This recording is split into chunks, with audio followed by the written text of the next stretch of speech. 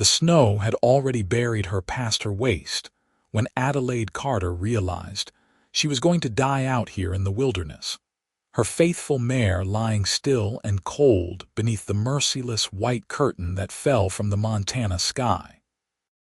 She pressed herself against Duchess's cooling body, her fingers too numb to feel the reins she still clutched in her frozen hands. The blizzard had come out of nowhere, sweeping down from the mountains with a fury that seemed personal, vindictive. One moment she had been riding through the valley, hurrying to reach the town of Hamilton before nightfall, and the next the world had turned into a whirling white hell. Duchess had tried so hard, her brave mare pushing through drifts that reached her chest, but when her hoof found that hidden ravine, when Adelaide heard that terrible crack and felt the horse go down beneath her, she knew their journey was over. Now Adelaide lay curled against the only shelter she had left, trying to share what little warmth remained in Duchess's body, even as her own life seemed to be leaking out into the snow around her. She was 22 years old, and she had survived a difficult childhood in Philadelphia, a cholera outbreak that took her mother, and the long journey west to start a new life with her aunt in Montana Territory. It seemed impossibly cruel that she would die here, barely 3 miles from Hamilton, so close to safety she could almost taste it. The wind howled around her like a living thing, and Adelaide closed her eyes, praying for a miracle she did not expect to receive.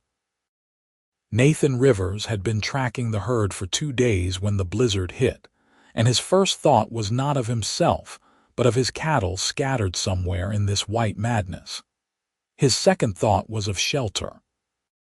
He knew these mountains better than most men knew their own homes, had spent the better part of his 26 years learning every canyon and creek, every stand of trees that might offer protection from the elements. He turned his buckskin gelding, Buck, toward a cluster of rocks he knew lay to the east, trusting the horse's instincts more than his own failing vision. That was when Buck suddenly stopped, ears pricked forward, refusing to move despite Nathan's urging. "Come on, boy," Nathan said, his voice rough from the cold. "We need to get to cover." But Buck had always been smarter than most people, and he stomped his feet and tossed his head, snorting in a way that meant he had found something important. Nathan squinted through the driving snow, seeing nothing at first but white upon white upon white.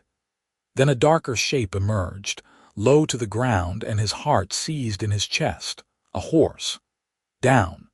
And pressed against it, barely visible beneath a coating of snow, a human form. Nathan was off Buck in an instant, his boots sinking deep into the powder as he fought his way to the fallen animal. The person was small, he realized as he drew closer, and when he brushed the snow away from their face, he found himself staring down at a young woman with blue lips and skin so pale it looked translucent. She was unconscious, her breathing so shallow he had to put his face close to hers to be sure she still lived. "Hold on," he whispered, though she could not hear him. "Just hold on." He worked quickly, his movements efficient despite the cold that bit through his gloves. He could not save the horse, but he could save her. Nathan pulled his bedroll from Buck's saddle and wrapped the woman in it, then lifted her into his arms. She weighed almost nothing, a fragile bundle of frozen cloth and barely beating heart. He secured her in front of him on Buck's saddle, holding her against his chest as he urged the gelding forward through the storm. The line cabin was closer than the rock shelter, and Nathan thanked God for that small mercy as the squat log structure emerged from the snow like an answer to prayer. He had stocked it himself last autumn, knowing that winter in the Montana Territory could turn deadly without warning. Now he kicked the door open and carried his burden inside, out of the wind that had been trying to kill them both. The interior was dark and nearly as cold as the outside, but at least it was dry. Nathan laid the woman on the single bunk and immediately set to work building a fire in the small stove. His hands shook, though whether from cold or fear he could not say. She was so still, so deathly pale. He had seen men freeze to death before, had seen the way the cold could steal the life from a body and leave behind nothing but an empty shell. "Not you," he muttered as he struck the flint. "Not today." The fire caught, and Nathan nursed it carefully until flames licked at the kindling, then added larger pieces of wood. Heat began to fill the small space, and he turned his attention back to the woman. Her clothes were soaked through, which meant he needed to get them off her before the wet fabric stole what little warmth remained in her body. He worked carefully, respectfully, removing her coat and dress and petticoats, averting his eyes as much as possible while still doing what needed to be done. He wrapped her in his spare blankets and the bearskin he kept in the cabin, then went back outside into the storm to care for Buck. The gelding was stamping nervously, his coat already crusted with ice.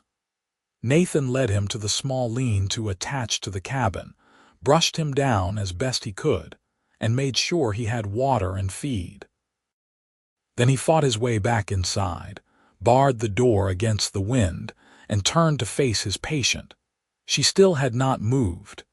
Nathan pulled the cabin's only chair close to the bunk and sat down, taking one of her hands in both of his. Her fingers were like ice, so cold they burned to touch. He rubbed them gently, trying to coax blood back into the frozen flesh, and as he worked, he studied her face. She was beautiful, he realized with a start. Not in the painted, powdered way of saloon girls, but in a natural, unadorned way that made his breath catch. Her hair was dark, almost black, and it spread across the pillow like spilled ink. Her features were delicate, finely drawn with high cheekbones, and a mouth that even blue with cold held a certain softness. She looked like someone who smiled often, though she certainly was not smiling now. "Where were you going?" Nathan asked the silent room. "What were you doing out there alone?" The questions had no answers, and so he simply kept working, rubbing her hands and arms, checking her breathing, adding wood to the fire when it burned low. The hours passed with agonizing slowness. Outside, the blizzard raged on, the wind screaming around the cabin's walls like a demon denied its prize. Inside, Nathan kept his vigil, refusing to let the woman slip away into the same darkness that had claimed so many others. It was near midnight when she finally stirred. A small sound escaped her lips, barely more than a whimper, and her eyelids fluttered. Nathan leaned forward, his heart hammering in his chest. "Can you hear me?" he asked softly. "You are safe now. You are inside, out of the storm." Her eyes opened slowly, and Nathan found himself staring into irises the color of summer grass, a green so vivid it seemed impossible in this frozen place. For a long moment she simply looked at him, confusion and fear warring in her expression. Then she tried to sit up, gasping as her body protested the movement. "Easy," Nathan said, placing a gentle hand on her shoulder. "Do not try to move yet. You were caught in the blizzard. I found you with your horse." Memory flooded back into her eyes, followed immediately by grief. "Duchess," she whispered, her voice hoarse and broken. "Is she?" Nathan shook his head. "I am sorry." Tears spilled down her cheeks and she closed her eyes against them. Nathan sat back, giving her space for her sorrow, his own heart aching in sympathy. He knew what it was to lose a good horse.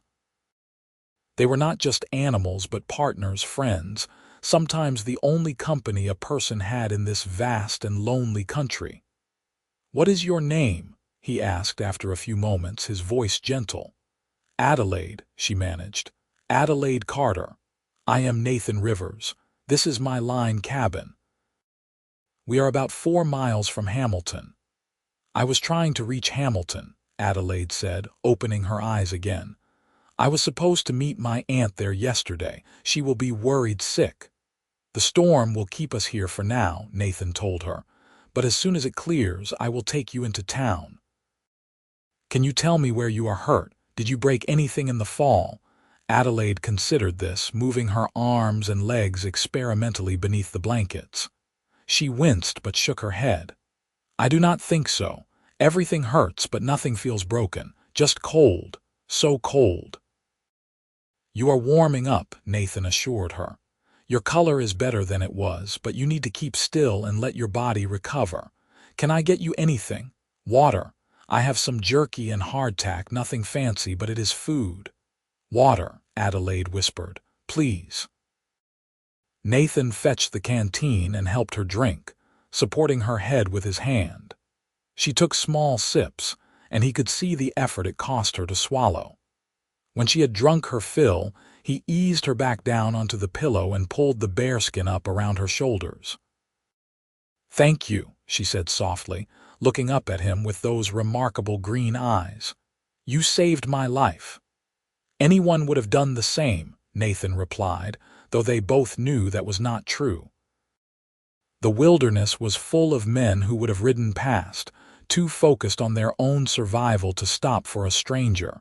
You should try to rest now. Sleep will help you heal. But Adelaide shook her head slightly. I cannot stop shaking, she admitted. Every time I close my eyes, I am back out there in the snow, feeling Duchess go down beneath me, knowing I was going to die. Nathan understood. He had seen men suffer from the shock of near-death experiences before, the way the mind replayed the trauma over and over like a broken music box. Then we will talk, he decided. Tell me about yourself, Adelaide Carter. Where are you from? Why are you traveling to Hamilton? And so Adelaide began to talk, her voice growing stronger as the words pulled her away from the memories of the storm. She told him about Philadelphia, about her mother who had died when Adelaide was 17, about her father who had drunk himself to death 2 years later, leaving her alone with debts and no prospects. Her aunt, her mother's sister, had written to her from Montana Territory, inviting Adelaide to come west and help her run a boarding house in Hamilton.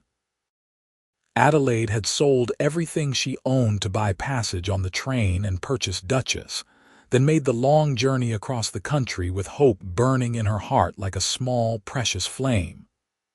I was so close, she said, fresh tears welling in her eyes. After everything, I was so close, and then the storm came and Duchess died, and I thought it was all for nothing. It was not for nothing, Nathan said firmly. You are alive. You made it. A few miles is nothing. Once this storm passes, I will make sure you reach your aunt safely. Adelaide studied him in the firelight, taking in the strong lines of his face, the serious set of his jaw, the kindness in his blue-gray eyes. He had dark brown hair that curled slightly at the ends where it touched his collar, and a few days' worth of stubble covered his cheeks. He was handsome, she realized, in a rough, weathered way that spoke of a life lived outdoors, of hard work and honest labor. But more than his appearance, it was his gentleness that struck her, the careful way he had tended to her, the respect he had shown even when she was unconscious and helpless. Tell me about you, she said. Are you a rancher? Nathan nodded. I have a spread about 15 miles south of here. Nothing fancy, just a few hundred head of cattle and a small house. I was tracking some strays when the blizzard hit. He paused, then added, I grew up here. My father was a rancher too until he died 5 years ago. Left me the land and the herd and a mortgage that nearly buried me. But you kept it, Adelaide said. I kept it, Nathan confirmed. It is home, the only one I have ever known, and I love this land even when it tries to kill me. He smiled slightly, and Adelaide found herself wanting to see that smile again, wanting to know what he looked like when he was happy instead of worried and exhausted. They talked through the night, their conversation flowing easily despite being strangers. Nathan told her about ranching, about the challenges of surviving in the Montana Territory, about the beauty of the mountains in summer and the harshness of winter. Adelaide spoke of her dreams for her new life, of helping her aunt with the boarding house, of maybe teaching school if Hamilton needed a teacher. She had always loved books. She confided, loved stories and poetry, and the way words could transport a person to another world entirely. "My mother taught me to read when I was 4, she said. It was her greatest gift to me. No matter how hard life became, I always had books to escape into." "I wish I had more education," Nathan admitted. "I can read and write well enough, but I never had much schooling." "Too much work to do on the ranch." "Reading is not the same as education," Adelaide said. "You know these mountains. You knew where to find shelter when most people would have panicked and died. You knew how to treat someone suffering from cold exposure. That is knowledge too, just a different kind." Nathan looked at her with something like wonder. "I never thought of it that way."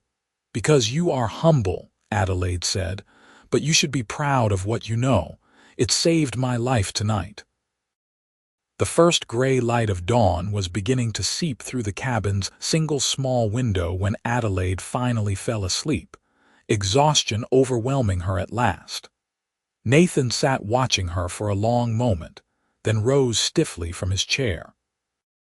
His body ached from cold and lack of rest, but he felt strangely awake, energized in a way he could not quite explain. He stepped outside to check on Buck and assess the weather. The blizzard had passed, leaving behind a world transformed into crystal and white.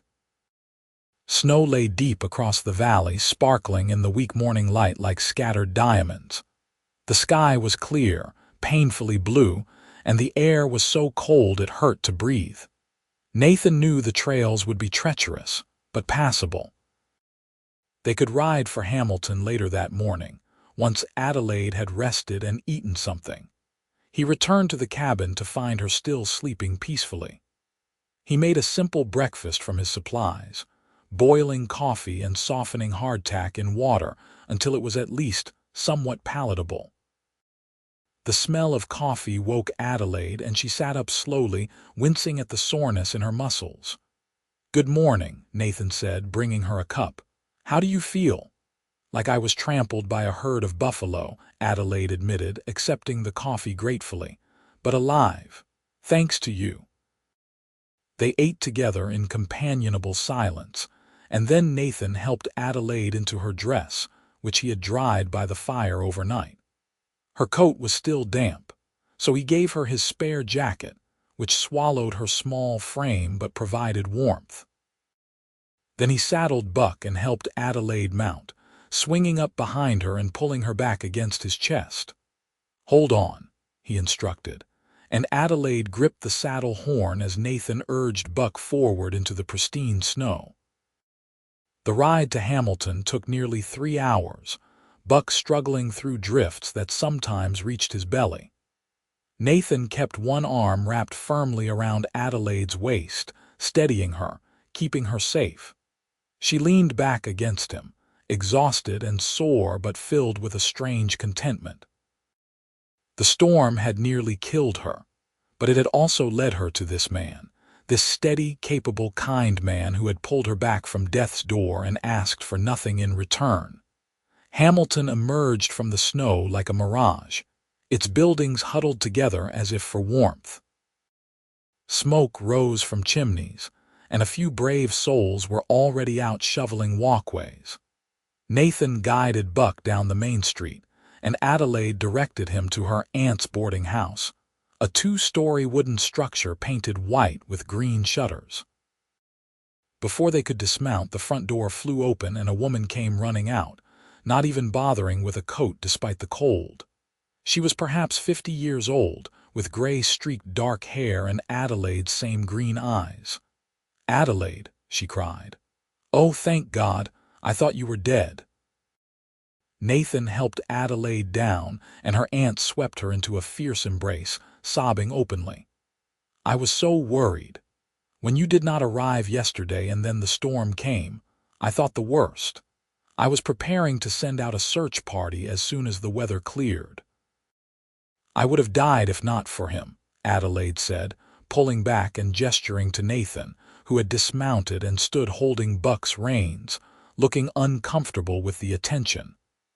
Aunt Margaret, this is Nathan Rivers. He found me when my horse died in the storm. He saved my life. Margaret turned to Nathan, her eyes shining with tears and gratitude. Then I owe you a debt I can never repay, Mr. Rivers. Please come inside. Let me feed you at least, give you a place to rest. Nathan opened his mouth to refuse, to say he needed to get back to his ranch, but Adelaide was looking at him with such hope in her eyes that he found himself nodding instead. That is very kind, madam. I would appreciate it. Inside, the boarding house was warm and smelled of fresh bread and coffee. Margaret fussed over Adelaide, making her sit by the fire with blankets and hot soup, but her eyes kept returning to Nathan with profound gratitude. Other boarders emerged from their rooms, drawn by the commotion, and soon Nathan found himself telling the story of the rescue to a rapt audience. "You are a hero, Mr. Rivers," declared one old man, a former prospector named Samuel who had more beard than face. "A genuine hero." Nathan shifted uncomfortably. "I only did what anyone would do." "No," Adelaide said quietly, "not anyone. You risked your own life to save a stranger. That is the definition of heroism." Their eyes met across the room, and Nathan felt something shift in his chest, a sensation he had never experienced before. It was as if the world had suddenly come into sharper focus, as if everything before this moment had been slightly out of alignment and had now clicked into place. Margaret, watching them, saw the look that passed between them and smiled to herself. She had been young once, had felt the lightning strike of unexpected love. She recognized it when she saw it, even if Nathan and Adelaide did not yet understand what was happening to them. "Mr. Rivers, I insist you stay here tonight," Margaret said firmly. "The ride back to your ranch is too long and dangerous after what you have been through. I have a room available, and it is the least I can do." This time Nathan did not argue. He was bone-tired, he realized, exhaustion catching up with him now that the crisis had passed. "Thank you, madam. I accept." The rest of the day passed in a pleasant haze. Nathan took Buck to the livery stable, then returned to the boarding house for a hot bath and a proper meal. That evening, Margaret's boarders gathered in the parlor, and someone produced a fiddle and someone else a harmonica, and there was music and laughter despite the snow piled high outside. Adelaide sat in a chair by the fire, still recovering, and Nathan found himself drawn to the empty chair beside her like iron to a magnet. "You should be resting," he said as he sat down. "I have been resting all day," Adelaide replied. "Besides, I do not want to miss this. It has been so long since I felt part of something, part of a community. In Philadelphia, after my parents died, I was so alone." "You are not alone anymore," Nathan said, and he reached over and took her hand without thinking about it, giving it a gentle squeeze. Adelaide looked down at their joined hands, then up at his face. "No," she agreed softly. "I suppose I am not."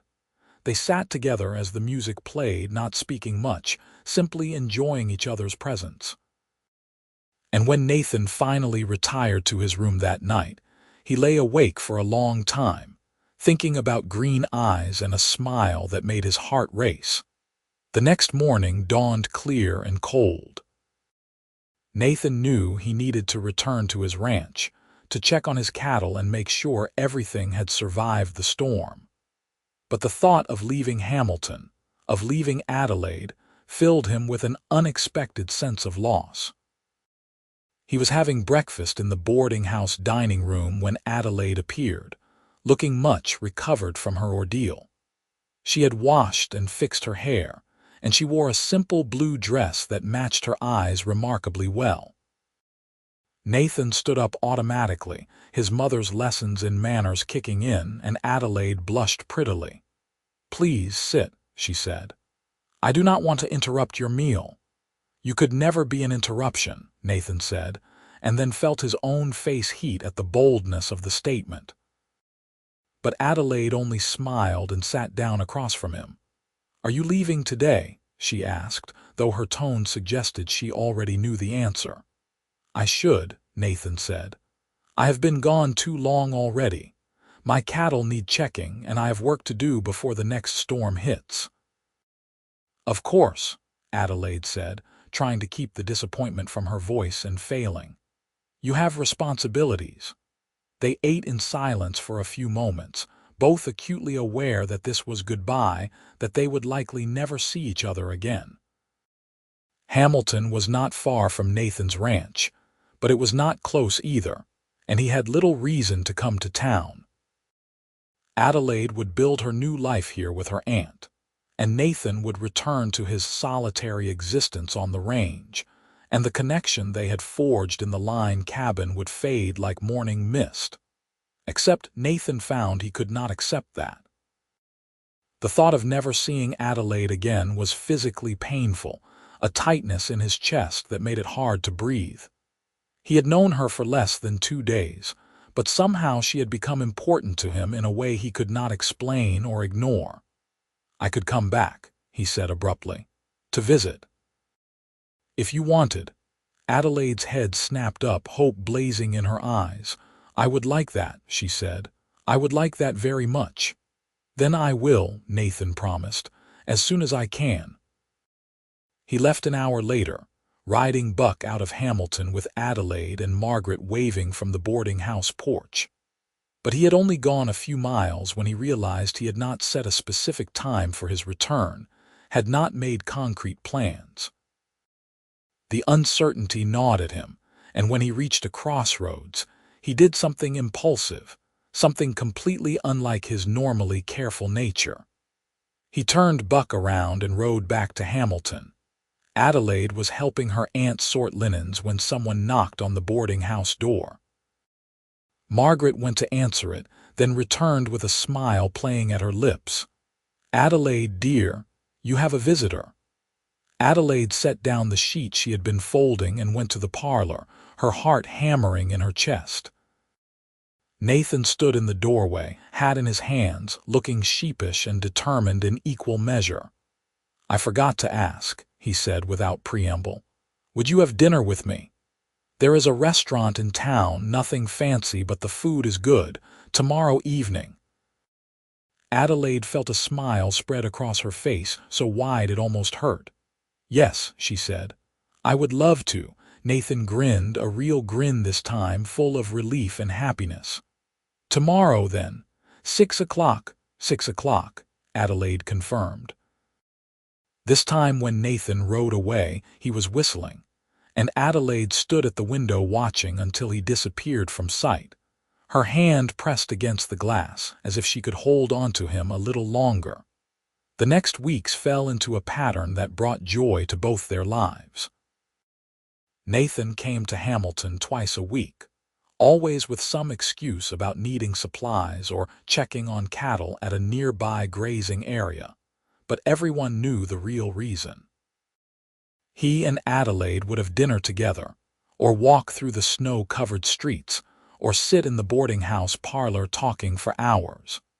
They learned everything about each other, sharing stories and dreams and fears, building something real and solid between them. Nathan learned that Adelaide had a quick wit and a sharp mind, that she could discuss everything from literature to politics with equal intelligence. She was passionate about education, particularly for women, and she dreamed of opening a school that would teach girls not just domestic skills but mathematics and science and history. He loved the way her eyes lit up when she talked about her dreams, the way she gestured with her hands to emphasize her points, the way she laughed at his jokes even when they were not particularly funny. Adelaide learned that beneath Nathan's quiet exterior was a man of deep feeling and strong principles. He spoke about the land with reverence, about his responsibilities to his animals with dedication. He had a dry sense of humor that caught her off guard and made her laugh until her sides hurt. He was unfailingly courteous, always opening doors and pulling out chairs, but he treated her as an equal, valuing her opinions and listening to her ideas as if they mattered as much as his own. "He is in love with you," Margaret said one evening after Nathan had left. They were sitting in the kitchen, Adelaide helping her aunt prepare bread for the next morning. "And you are in love with him." Adelaide did not deny it. She could not, because it was true. Somewhere between that first night in the line cabin and now, she had fallen completely and irrevocably in love with Nathan Rivers. She loved his strength and his gentleness, his integrity and his kindness. She loved the way he looked at her, as if she were something precious and rare. She loved him, and the knowledge of it terrified and thrilled her in equal measure. "I am," she admitted softly. "But he has not said anything. What if he does not feel the same?" Margaret laughed. "Oh, my dear girl, that man looks at you like you hung the moon and stars. Trust me, he feels the same. He is probably just working up the courage to say it." Margaret was right. Nathan knew he was in love with Adelaide. He had known it for weeks, possibly from that first moment he saw her eyes open in the line cabin. But knowing it and saying it were two different things. What if she did not feel the same? What if she only saw him as the man who had saved her life, felt obligated to spend time with him out of gratitude rather than genuine affection? The thought of putting his heart on the line and having it rejected was almost more than he could bear. But he also knew he could not continue like this indefinitely. He needed to tell her, needed to know if she could see a future with him. And so one evening in early March, as winter began to loosen its grip on the Montana territory, Nathan asked Adelaide to walk with him down by the creek that ran through Hamilton. The water was still partially frozen, but here and there open patches reflected the pink and gold of the sunset sky. They walked in silence for a while, their breath misting in the cold air, and then Nathan stopped and turned to face Adelaide.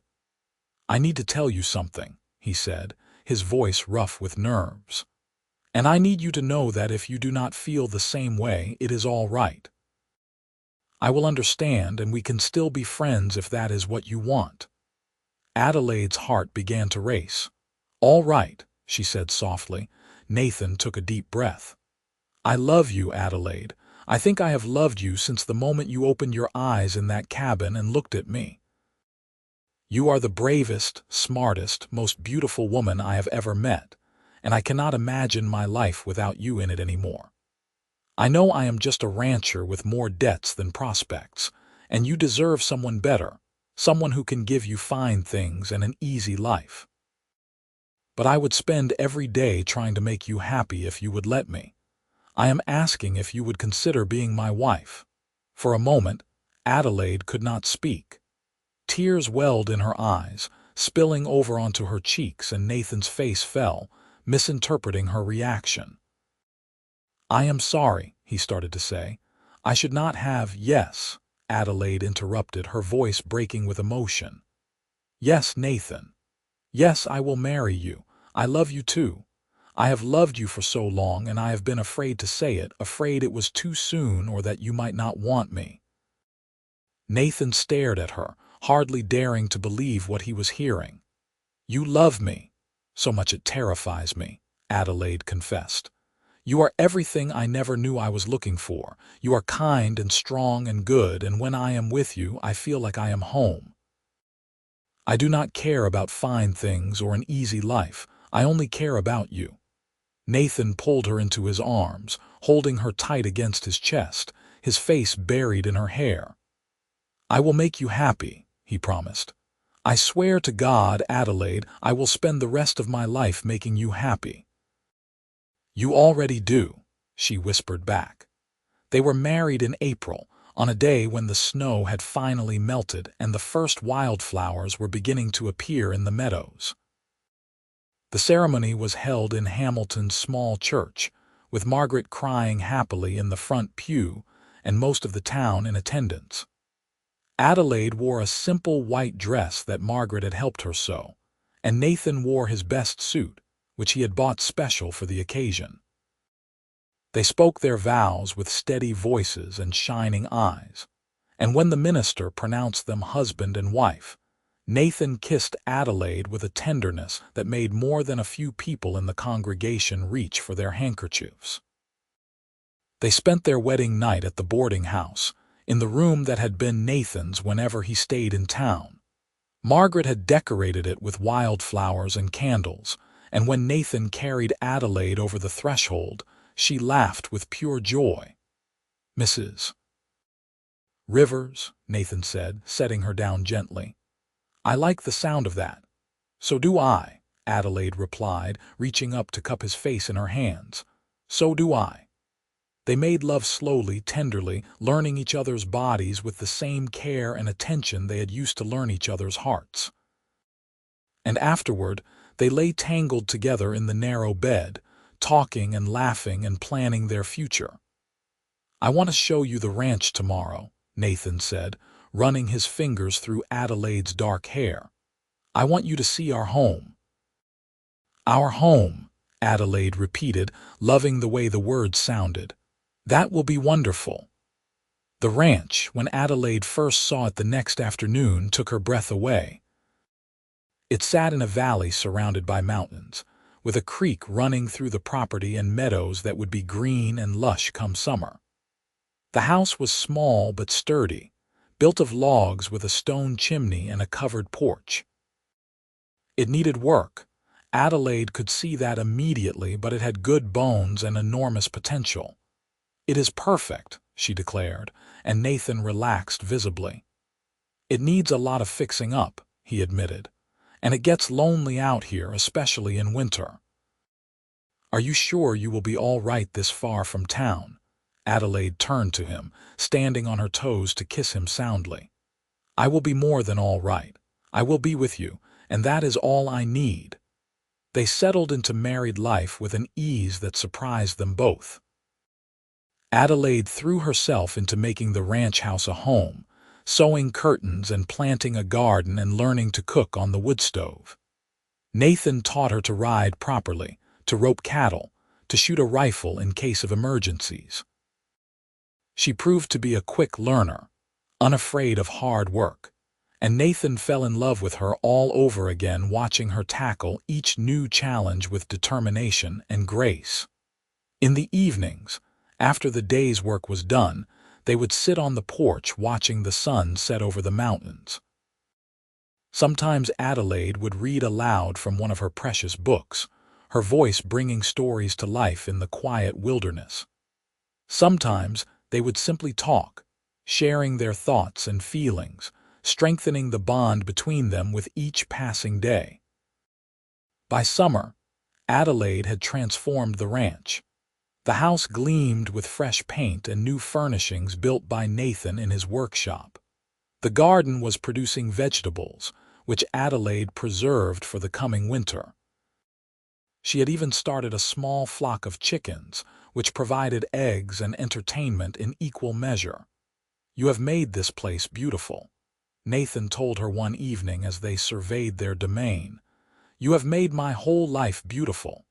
"Our life," Adelaide corrected gently. "We built this together." In September, Adelaide realized she was pregnant. She had suspected for a few weeks but had not wanted to say anything until she was certain. When she finally told Nathan, he was so overcome with emotion that he actually cried, something Adelaide had never seen him do before. "A baby," he kept saying, his hand resting reverently on her still flat stomach. "We are going to have a baby. Are you happy?" Adelaide asked, though she could see the answer written plainly on his face. "Happy does not begin to cover it," Nathan said. "I am overwhelmed, grateful, terrified, but mostly happy, yes." The pregnancy progressed smoothly, and Adelaide continued working around the ranch despite Nathan's protestations that she should rest.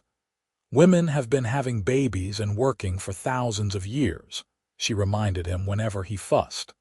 "I am not made of glass." But as winter approached and Adelaide's belly grew round, Nathan insisted they spend the coldest months in Hamilton at Margaret's boarding house. He could not forget that blizzard, could not shake the fear of something going wrong when they were isolated at the ranch. Adelaide agreed, touched by his concern, and they made the journey to Hamilton in late November. Their son was born on a frigid January morning, arriving with a lusty cry that announced his presence to the world. Nathan was there for the birth, holding Adelaide's hand and whispering encouragement, and when the midwife placed the baby in his arms, he felt his heart expand in a way he had not known was possible. "He is perfect," Nathan breathed, staring down at the tiny red face. "Adelaide, he is perfect." "What should we name him?" Adelaide asked, exhausted but radiant. Nathan thought for a moment, then said, "Thomas, after my father, Thomas Rivers." "Thomas," Adelaide repeated, reaching out to touch her son's impossibly small hand. "Hello, Thomas. Welcome to the world." They stayed in Hamilton through the worst of the winter, and Margaret was in her element, spoiling her great-nephew and helping Adelaide navigate the overwhelming world of new motherhood. Nathan spent his days at the ranch, checking on the cattle and making sure everything was secure, then riding back to Hamilton each evening to be with his wife and son. It was exhausting, but he would not have changed a single thing. Spring came eventually, as it always did, and the Rivers family returned to their ranch. Thomas was a good baby, curious and alert, and Adelaide wore him in a sling as she worked in her garden and tended to her chickens. Nathan built a cradle that rocked next to their bed, and many nights he would lie awake just watching his son sleep, marveling at the miracle of this small life they had created. The years passed in a rhythm of seasons and hard work and deep contentment. Thomas grew into a sturdy toddler with his mother's dark hair and his father's steady temperament. Adelaide continued teaching him from her books, and Nathan taught him about the land and the animals. They added more cattle to their herd, and the ranch began to truly prosper. Nathan was able to pay off his father's debts and even expand his holdings. When Thomas was 3, Adelaide gave birth to twin girls, Anna and Emma.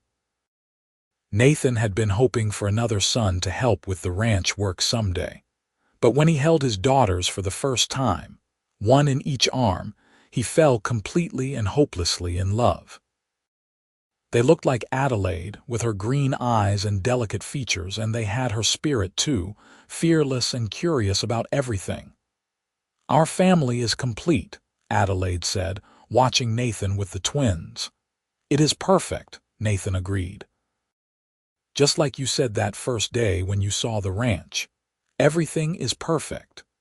They raised their children with love and laughter, teaching them to read and ride, to work hard and treat others with kindness.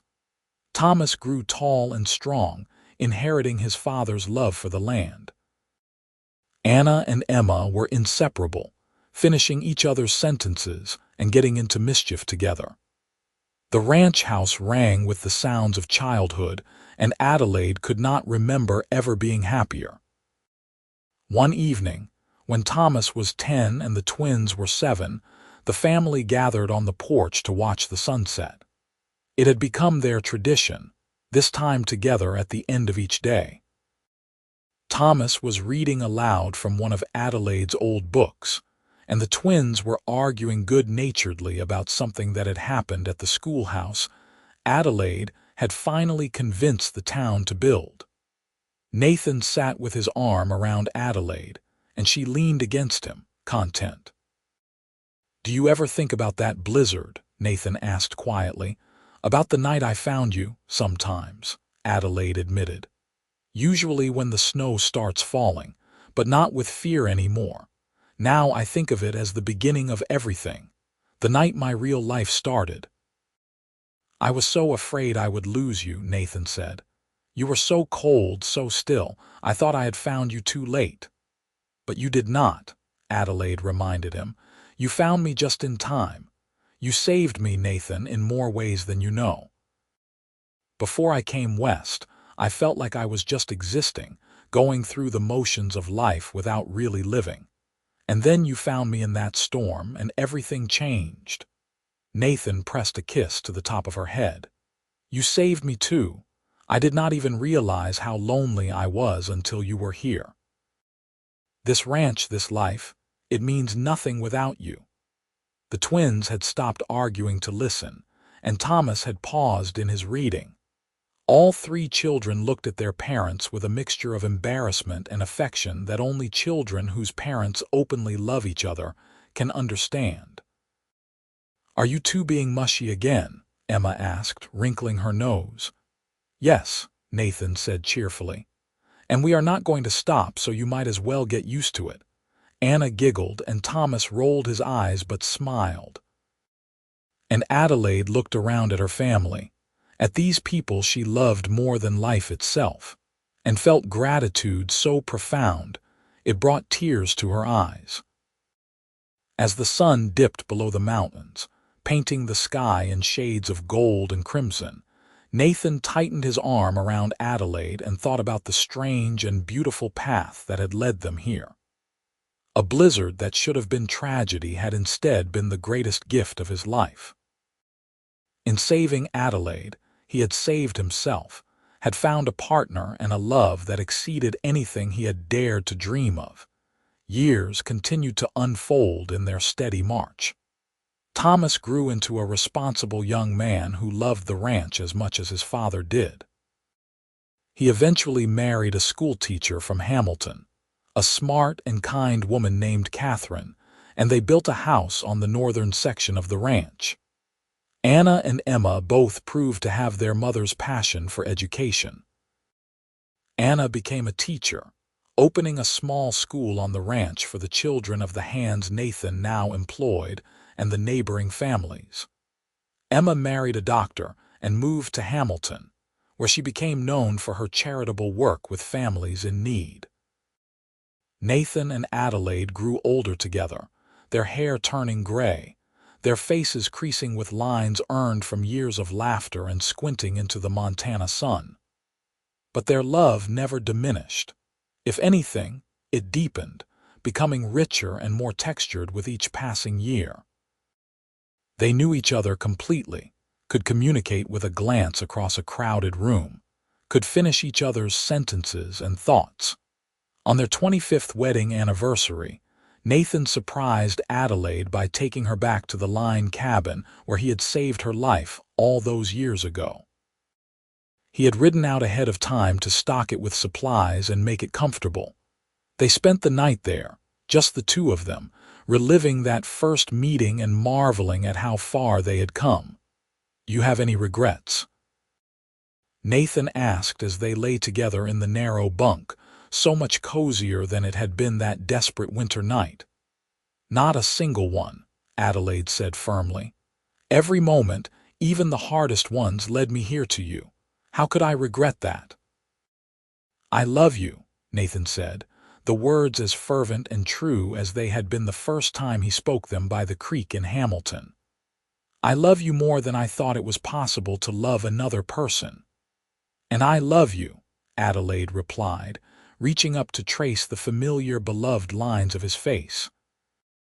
My rescuer, my partner, my heart. More years passed, bringing grandchildren and great-grandchildren, bringing changes to the Montana territory as it moved toward statehood and modernity. But through it all, Nathan and Adelaide remained constants in each other's lives, the love they had forged in a blizzard proving stronger than time or circumstance. When Nathan was 72, he fell ill with pneumonia during a late spring cold snap. Adelaide nursed him with the same fierce determination she had brought to everything in her life, but even her love could not hold back the inevitable. One evening, with Adelaide holding his hand and his children and grandchildren gathered around, Nathan took his last breath and slipped away peacefully.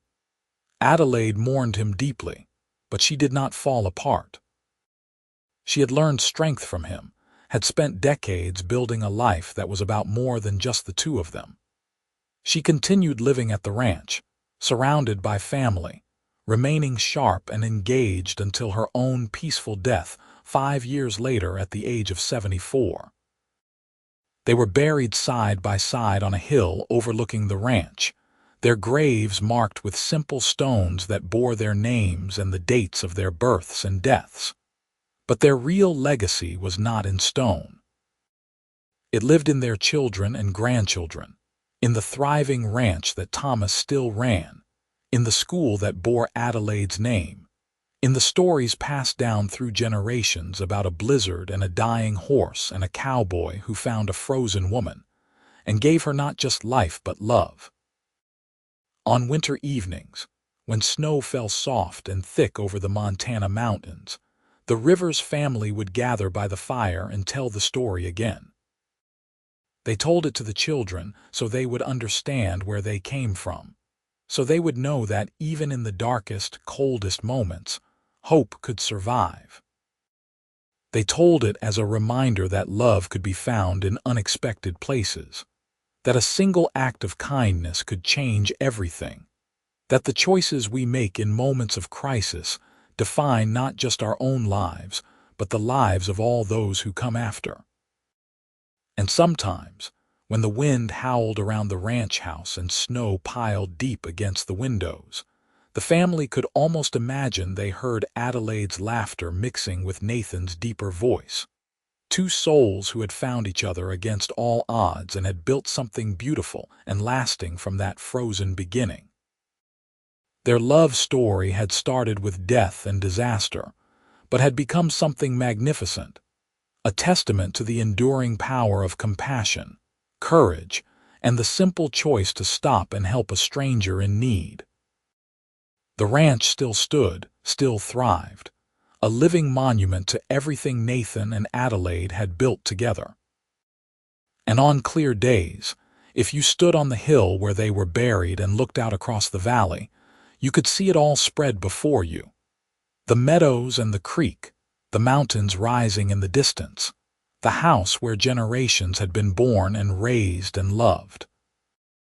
You could see the legacy of two people who had loved each other completely, who had faced hardship and challenge and had emerged stronger, who had proven that sometimes the worst storms bring the greatest blessings. Their story became legend in Hamilton and the surrounding territory, passed down not just through their descendants, but through the community they had helped build. And always at the heart of the story was that image of a young woman huddled against her dead horse in a blizzard, and a cowboy who refused to ride past, who stopped and looked closer and found something precious half buried in the snow. It was a story about survival and courage, but most of all, it was a story about love, the kind that lasted lifetimes and beyond, the kind that started with a simple choice to be kind and grew into something that could never die.